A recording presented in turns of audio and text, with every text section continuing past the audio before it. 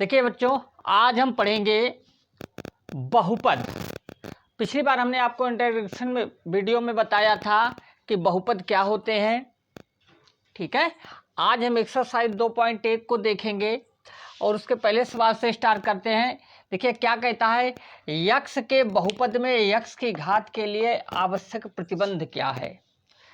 फिर से देखिए, यक्स के बहुपद में यक्स की घात के लिए आवश्यक प्रतिबंध क्या है। तो आवश्यक प्रतिबंध क्या है, यक्स की घात जो है वो कैसा होना चाहिए, ऋणेतर पूर्णांक होना चाहिए। कैसा पूर्णांक होना चाहिए, ऋणेतर पूर्णांक होना चाहिए। हमने बताया था पिछली बार, आपको ध्यान हो, ऋणेतर पूर्णांक का मतलब क्या हो, शून्य या धनात्मक, शून्य या धनात्मक। घात जो है वो या तो शून्य होनी चाहिए या फिर धनात्मक होनी चाहिए, माइनस में घातें नहीं होनी चाहिए। या आप कहें यक्स बहुपद के लिए यक्स की घात क्या होनी चाहिए, पूर्ण संख्या होनी चाहिए। क्या होनी चाहिए, पूर्ण संख्या होनी चाहिए।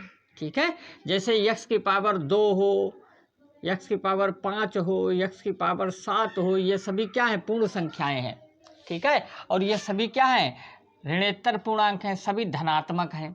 ठीक है, अब कहते हैं शून्य बहुपद की घात क्या होती है। शून्य बहुपद की घात, देखिए कोई बहुपद शून्य बहुपद है, जैसे ये बहुपद हमारा शून्य बहुपद है 0, इसकी हम चाहे जितनी पावर लगा दें, 0 की पावर हम 20 लगा दें तब भी ये क्या रहेगा, शून्य रहेगा। 0 की पावर अगर हम 100 लगा दें तब भी क्या रहेगा, शून्य रहेगा। तो शून्य बहुपद की घात क्या होती है, शून्य बहुपद की घात अपरिभाषित होती है। क्या होती है, अपरिभाषित होती है। ठीक है बच्चों, अब देखते हैं इसमें कहता है कौन सा व्यंजक बहुपद है, कौन सा नहीं है। देखिए बहुपद होने के लिए क्या है, यक्स की घात ऋणेतर पूर्णांक होना चाहिए। ठीक है, कभी निगेटिव में नहीं होना चाहिए पावर, और कभी पावर जो है वो फ्रैक्शनल पार्ट में नहीं होनी, बटे में नहीं होनी चाहिए, अपान में नहीं होनी चाहिए। अब यहाँ देखें तो रूट का मतलब होता है, रूट में नहीं होना चाहिए। इसको हम लिखेंगे 2x - 1 की पावर हाफ। देखिए पावर कैसी आ गई, यहाँ पर x की पावर अगर हम मल्टीप्लाई करेंगे x की पावर हाफ आएगी, तो ये बहुपद नहीं है। क्या है, पहला टर्म ये बहुपद नहीं है। यहाँ हम लिखेंगे बहुपद नहीं, ये तो बहुपद नहीं हुआ। ठीक है, अब इस बार सेकेंड पार्ट को देखते हैं। सेकेंड में क्या है, देखिए अगर हम देखें ये यक्स स्क्वायर है और ये कितना है, इसको हम कुछ इस तरीके से लिख सकते हैं। चाहे तो इसको हम क्यूब रूट में बदल लें, या फिर हम इसको लिख सकते हैं 3x की घात 3/2, और यक्स को लिख सकते हैं, यक्स रूट यक्स है, इसका मतलब पावर हाफ, रूट का मतलब पावर हाफ। अब पावर को ऊपर ले जाएंगे तो ये यक्स स्क्वायर हो जाएगा, और ये क्या हो जाएगा, 3x की पावर 3/2 और माइनस हाफ, पावर कितनी हो जाएगी, 3/2 माइनस हाफ। तो ये हो जाएगा यक्स स्क्वायर प्लस 3, यहाँ पर यक्स की पावर क्या हो जाएगी, 2/2। देखिए 2 एलसीएम लेंगे, 3 - 1 2/2, तो ये हो जाएगी यक्स की पावर कितना, 1। यक्स स्क्वायर प्लस क्या आ जाएगा, 3x, क्या आ जाएगा, 3x। इसलिए ये क्या है, यहाँ देखिए यक्स की पावर कैसी है, धनात्मक है, तो ये क्या है, बहुपद है। क्या है, बहुपद है। और इस वाले टर्म में देखिए यक्स अपान में भी नहीं होना चाहिए, ये बहुपद नहीं है। ठीक है, तो हम कैसे जानेंगे कोई भी दिया गया व्यंजक बहुपद है या बहुपद नहीं है। अगर यक्स की पावर धनात्मक आती हैं या पूर्ण संख्याएं आती हैं तो वो बहुपद है। अगर पावर निगेटिव आ रही है या यक्स रूट में आ रहा है अपान में, ठीक है, तो वो बहुपद नहीं है। ठीक है, चौथे सवाल में क्या है, कौन सा व्यंजक बहुपद है या कौन सा नहीं, अपने उत्तर का औचित्य दीजिए। तो देखिए पहले वाले व्यंजक को अगर हम देखें, फर्स्ट पार्ट को देखें, यहाँ यक्स की पावर -2 है और यहाँ यक्स की पावर -4 है। हमने बात की थी तो क्या है, बहुपद होने के लिए यक्स की पावर ऋणेतर पूर्णांक होना चाहिए। यानी यक्स की पावर कभी माइनस में नहीं होनी चाहिए। तो सीधे सीधे ये टर्म बहुपद नहीं है। ये क्या है? बहुपद नहीं है। क्यों नहीं है? उत्तर के औचित्य में आप क्या लिखेंगे? क्योंकि यहाँ यक्स के घात जो है वो ऋणात्मक है, इसलिए बहुपद नहीं है। अब सेकंड वाले टर्म को देखिए, ये क्या है? 1/5 यक्स की पावर -2 प्लस 5x प्लस 7। अब इसको क्या करेंगे? 1/5 है, यक्स की पावर नीचे -2 है तो ऊपर ले जाएंगे, क्या होगा? यक्स की पावर नीचे कभी नहीं छोड़ेंगे, ऊपर ले जाएंगे तो हो जाएगी यक्स की पावर +2 और ये हो जाएगा 5x, ये +7। अब यहाँ देखिए, यहाँ यक्स की पावर 2 है, यहाँ यक्स की पावर 1 है, यानी सभी घातें कैसी हैं? धनात्मक हैं। यक्स की घातें कैसी हैं? धनात्मक हैं। तो दिया गया व्यंजक क्या है? बहुपद है। ठीक है बच्चों, आइए देखते हैं क्वेश्चन नंबर 5। कहता है निम्न में से कौन सा व्यंजक एक से अधिक चरों में बहुपद है? निम्न में कौन सा व्यंजक एक से अधिक चरों में बहुपद है? तो पहले पार्ट को देखिए। पहले पार्ट में दिया है 5 यक्स की पावर 3/2 प्लस 2y प्लस 1। यहाँ देखिए चर तो 2 है, एक चर है यक्स और एक चर है y, 2 चर हैं।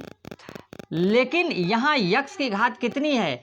यक्स की घात है, यहाँ पर यक्स की घात है 3/2। यक्स की घात कितनी है?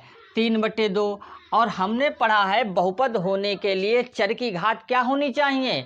चर की घात पूर्ण संख्या होनी चाहिए। चर की घात पूर्ण संख्या, 0 से लेकर अनंत तक कुछ भी घातें हो, लेकिन सारी घातें कैसी होनी चाहिए? धनात्मक। इसलिए पहला वाला पार्ट ये देखिए, ये बहुपद नहीं है। ये क्या है? बहुपद नहीं है। इसमें 2 चर तो हैं, एक चर यक्स है, एक चर y है, लेकिन 2 चरों में ये बहुपद ही नहीं है।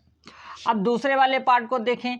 इस वाले पार्ट की अगर हम बात करें, यहाँ यक्स की पावर कितनी है? सेकंड वाले पार्ट में यक्स की पावर 4 है प्लस 2y है प्लस 1 है।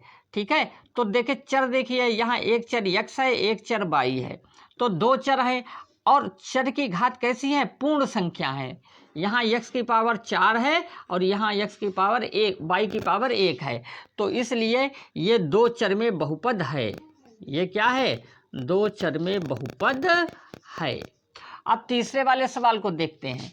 देखिए, अगर हम तीसरे पार्ट को सॉल्व करें तो देखिए यहाँ केवल एक ही चर हमें दिखाई दे रहा है, यक्स। ऊपर से यक्स को अगर हम कॉमन लें तो बचेगा हमारे पास x³ plus x² plus x upon x. X से यक्स कैंसिल हो जाएगा, आएगा x³ plus x² plus x. अब देखिए, यहाँ यक्स की जितनी पावर है वो सब धनात्मक है। यहाँ 3 है, यहाँ 2 है और यहाँ कुछ नहीं लिखा, तो यक्स की पावर कितनी है? 1। अगर धनात्मक पावर है यानी पूर्ण संख्या है, पावर सब कैसी हैं? पूर्ण संख्या है, घातें सभी धनात्मक हैं, इसलिए बहुपद तो है। क्या है? बहुपद है। लेकिन कैसे है बहुपद? एक चर में बहुपद है। सवाल कह रहा था एक से अधिक चरों में बहुपद, तो ये बहुपद है लेकिन एक चर में बहुपद है। और चौथे सवाल को अगर हम देखें, चौथे सवाल में देखिए √y³, इसका मतलब हुआ y की पावर 3/2 और ये हो गया y² प्लस 3।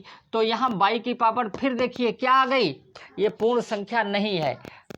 ठीक है, ये कैसे आ गई? ये पूर्ण संख्या नहीं है, बटे में आ गई है, अपान में आ गई है, इसलिए ये बहुपद नहीं है। ठीक है बच्चों, ये भी बहुपद नहीं है, हम बोलते हैं। अब देखिए, आते हैं क्वेश्चन नंबर 6 पर। क्वेश्चन नंबर 6 क्या कहता है? x² का गुणांक ज्ञात कीजिए। आपको व्यंजक दिया है और कहता है x² का गुणांक ज्ञात कीजिए। देखिए पहले पार्ट में देखते हैं क्या दिया है हमको। x-4 दिया है, x-4 दिया है, इसको हम क्या लिख सकते हैं? x-4 का स्क्वायर। 2 बार दिया है, यहाँ पावर 1 है, यहाँ पावर 1 है, तो इसको लिख सकते हैं x-4 का होल स्क्वायर। अब आपने फार्मूला पढ़ा है a-b का स्क्वायर, a-b का स्क्वायर। इसे खोलिए तो क्या आएगा? a² प्लस b², इसका मतलब 4 का स्क्वायर, प्लस 2 गुणे a गुणे b। अब यहाँ देखिए x², फिर क्या होगा? 4 का स्क्वायर होगा 16 और 2 चक्कू 8x। ठीक है। चाहे तो इसको हम ऑर्डर में सेट कर लें, x square plus 8x plus 16। अब वो कह रहा था एक्स स्क्वायर का गुणांक ज्ञात कीजिए, तो यहाँ हम देखेंगे एक्स स्क्वायर के साथ में कौन सी गिनती लिखी है, कोई गिनती नहीं लिखी है। जब कोई गिनती नहीं लिखी होती है तो इसका मतलब एक्स स्क्वायर के साथ में 1 लिखा है, तो एक्स स्क्वायर का गुणांक क्या होगा, 1 होगा। इसी प्रकार से दूसरे सवाल में कह रहा है आपसे कि आप ज्ञात करें x plus 4, x plus 4, x plus 4। तो इसको हम क्या लिख सकते हैं, x प्लस 4 का होल क्यूब लिख सकते हैं, ठीक है। अब इसको खोल देंगे a प्लस बी के होल क्यूब से, ठीक है। a प्लस बी का होल क्यूब क्या होता है, a cube plus b cube plus 3 into a into b, और ब्रैकेट में होता है a प्लस बी। अब x का क्यूब x क्यूब, 4 का क्यूब कितना हुआ, 4 चक्कू 16 चक्कू 64, और ये हो गया 4 तियाँ 12x, 4 तियाँ 12x, और यहाँ लिखेंगे x प्लस 4, ये हो गया x क्यूब, ये हो गया आपका 64, ये इसके अंदर गुणा कर देंगे 12x की, x से होगी 12x स्क्वायर, और 12x की 4 से हो गया 12 चक्को 48x। इसको ऑर्डर में सेट कर लेंगे, x क्यूब फिर x स्क्वायर का term 12x square plus 48x plus 64, और पूछा था x स्क्वायर का गुणांक, क्या पूछ रहा है, x स्क्वायर का गुणांक। तो x स्क्वायर के गुणांक में कौन सी गिनती लिखी है, 12, तो x स्क्वायर का गुणांक क्या हो जाएगा, 12 हो जाएगा, ठीक है बच्चों।